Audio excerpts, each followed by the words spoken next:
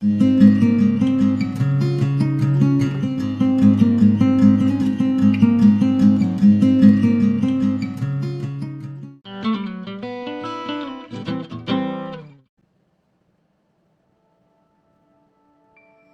today's video, I'm going to be continuing on with this small totem that I started. I had originally added some tar and plaster and concrete. The concrete did not stick to my walnut piece, so I peeled that off and let everything else dry completely, added some nails, and now I'm just adding a little more plastic to create more interest and some more texture.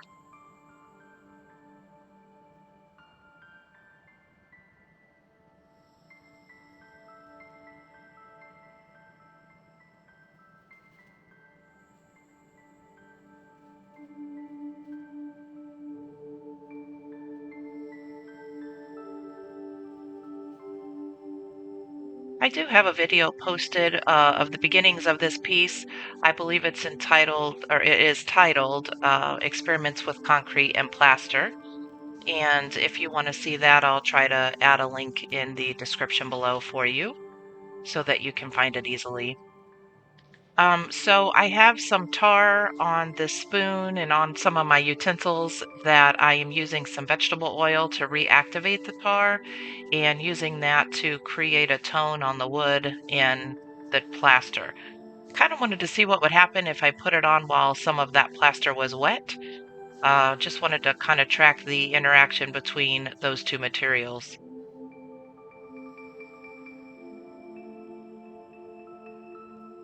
So after that had dried for a day or two, I decided to do some experiments where I added the concrete powder and the plaster of Paris together to create a mixture since the concrete was not sticking to the solid walnut on its own. So I had done that off camera, let that dry, and at this point I'm getting ready to work these two pieces. These are some of the paints and the colors that I'm going to be using. I have some pan pastels and some oil paint. I use these makeup sponges to apply it. And then, of course, I have my encaustic warming up on my tray that's out of view there. And I'm getting ready to go ahead and put this piece together. I don't know how well you can see it in the video, but where I had placed that tar onto the wet plaster, it did bleed the color over just a little bit. You can see there. Didn't quite do exactly what I expected it to, but it's okay. It was just an experiment. I was kind of hoping that the oil from the tar would pull into the wet plaster, which it did, just not quite as much as I thought it might. So just blended those two materials together.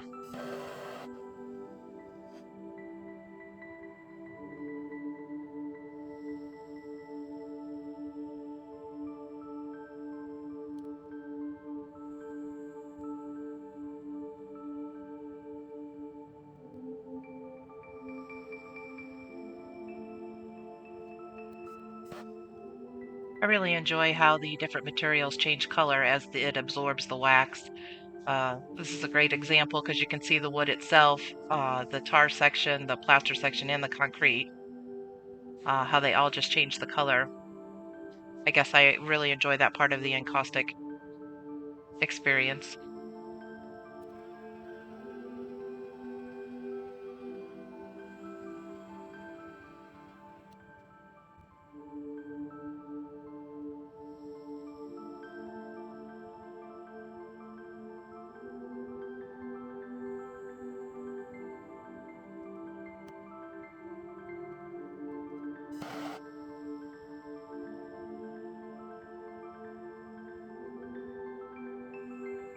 These materials tend to absorb the heat well, and so as the wax was still liquid, I was trying to move it around a little bit into some areas that it didn't seem to adhere on the first coat.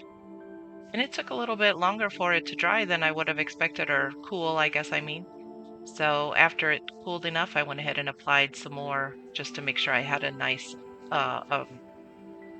base layer down of encaustic on the materials.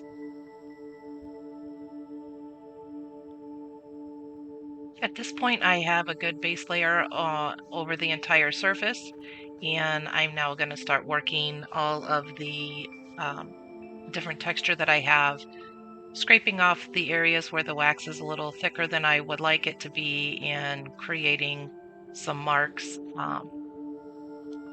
And then I'll be filling those up with the different materials that we looked at earlier.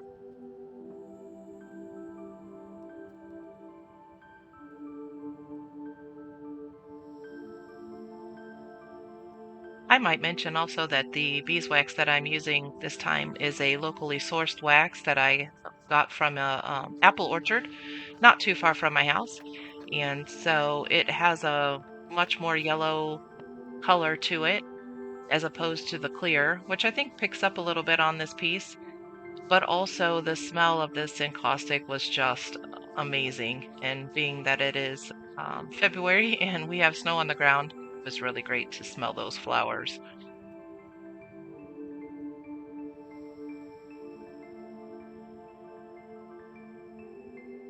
At this point, I'm using a small tool here to incise some lines and just create some interest again and marks on the piece in random areas. And then I will be applying a mixture of paints over these marks that I'm making. I believe this is like a pasta tool of some sort, and it has some spines on it that create these little polka dots that I really like to make.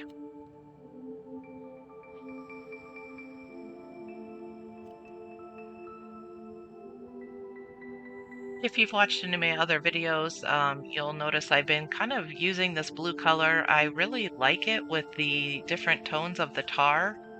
I know the tar appears black, but it really does have this kind of burnt amber color that comes through when you look at it closely. So it has a little bit of like a burnt orange type of a feel, but a real deep color.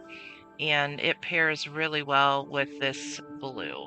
And I've been using a cobalt and I can't remember the second blue at the moment, but I know I have it there in the video. But I've been mixing those two blues together with a little bit of white in order to create this color that I've been using.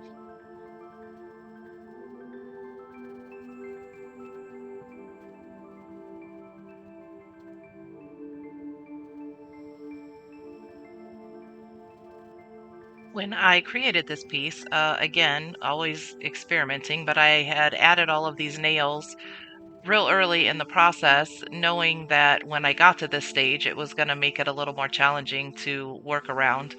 And it did create some challenges, but sometimes I am hesitant to nail things in towards the end. And I wanted to see what kind of textures I could create with the wax moving around the nails. So that's another reason why I put them in early. But it did make cleaning up a little bit more challenging every time that I added a color into my incised marks and texture.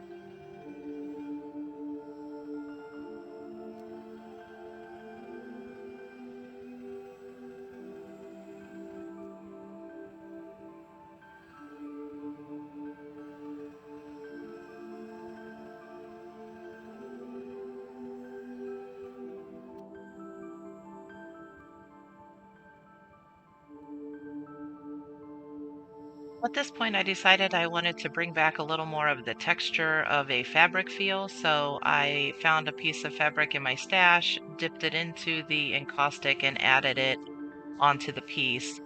Um, Again, because I dipped it in, I was able to just lay it on here and basically burnish it with my fingers, and then I added some more encaustic to it after that.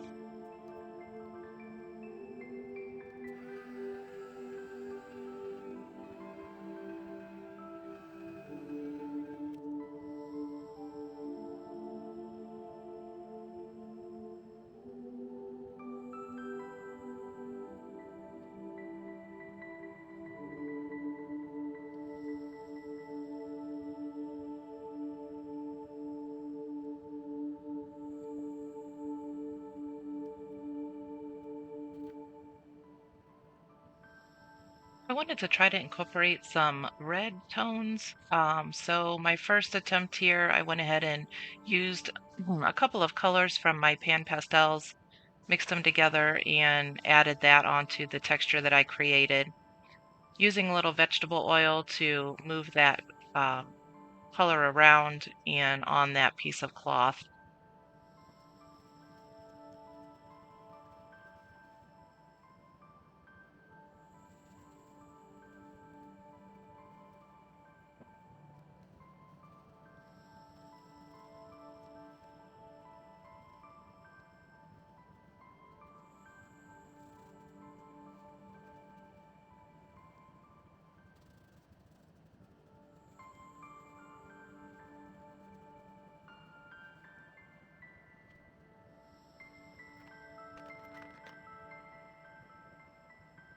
I have a dental type tool that has a bunch of little wires sticking out of it and kind of like a fan. And I like to use that just to make a whole bunch of texture. And when you fill that back in, it creates these little dimples. And I really like the effect of that. And then at this point, just putting a little bit of writing on there and adding some tar to make the tone of the fabric match the piece.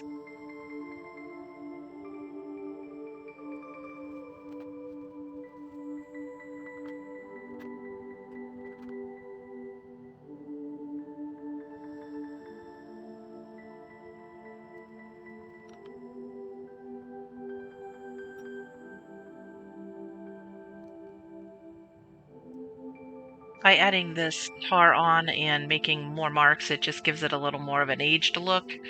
That's a look that you'll see a lot in my work. I do like the way that it looks. So just trying to create that here on this section of the piece.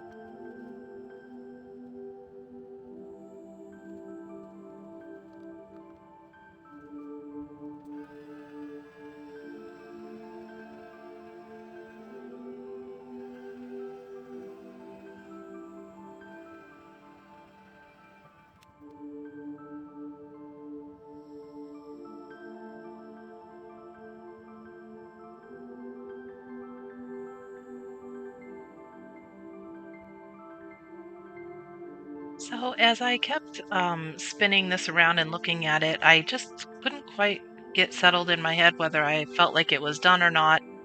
I liked the red, but I'm still really drawn to that blue. I realized that the side of it here didn't have a whole lot of activity going on, so went ahead and created some texture and again adding more tar to give it a grungy look. Just trying to kind of decide when it was finished.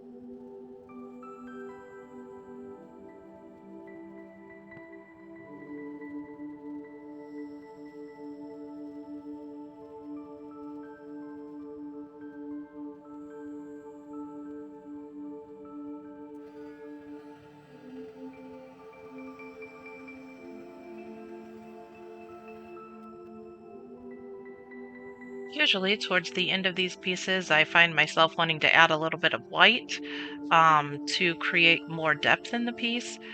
And as is often the case, I put it on there and then I think it's a little too contrasting or maybe too much of the white. And so I scrape some back off and try to keep working it to make it look more cohesive with the piece.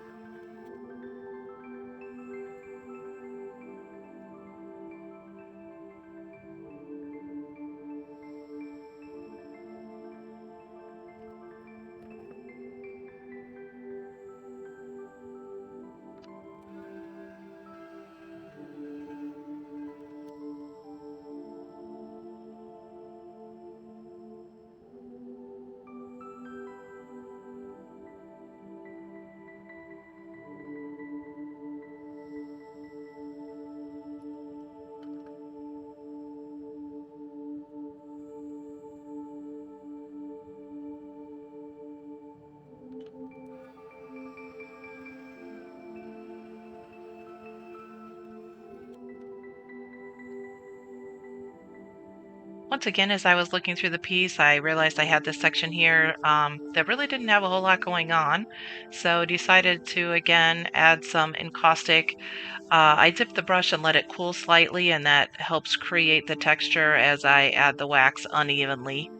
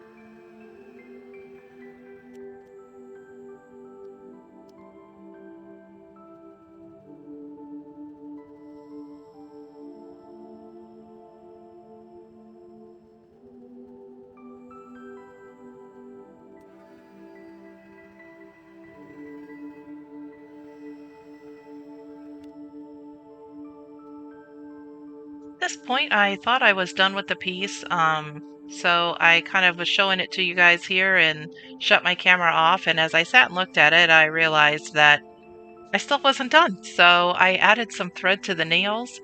Um, didn't do that on camera because I didn't realize I forgot to turn it back on. But needless to say, went ahead and added some thread to all of those nails, and this is how the piece then ended up. Thank you for joining me. Please feel free to subscribe to my channel. I'd love to have you follow me.